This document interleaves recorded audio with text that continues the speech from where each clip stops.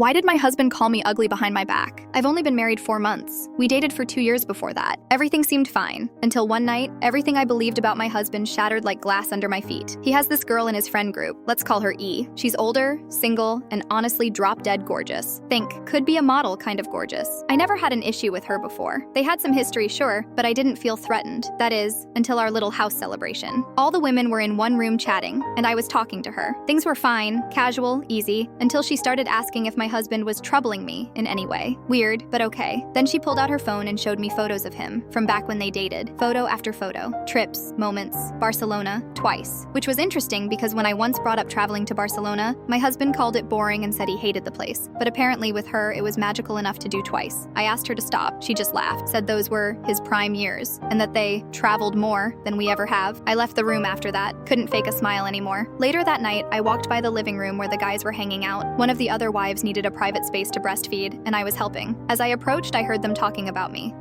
and how his parents accepted me into the family, as if I was some unwanted burden. See, my husband is Korean. His whole circle is. I'm Indonesian. When he first told his parents about me, it wasn't easy, but I thought we got past that. Apparently not really. Then E starts talking about how she used to set him up with pretty women before I came into the picture. And they all laughed.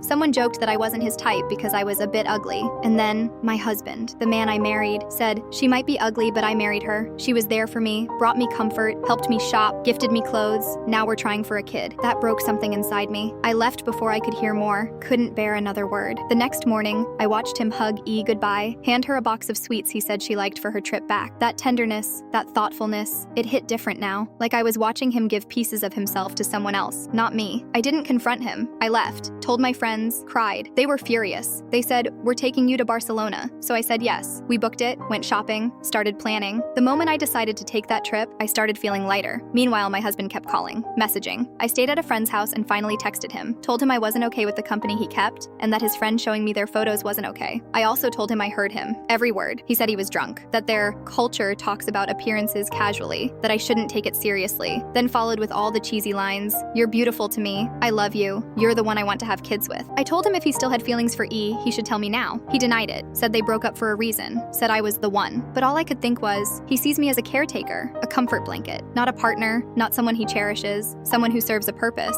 someone who gives him children and stability, not love. My brother's helping me find a lawyer. I'm looking at moving into my own place when I get back from Barcelona. And yes, he keeps calling, even after I asked him to stop. I haven't blocked him yet, but I might. My friends say to let him see me living my best life without him, and I think I will. I don't know exactly what comes next, but I do know this. I deserve better than being called ugly behind closed doors. I deserve better than being the second choice, and I'm going to find it.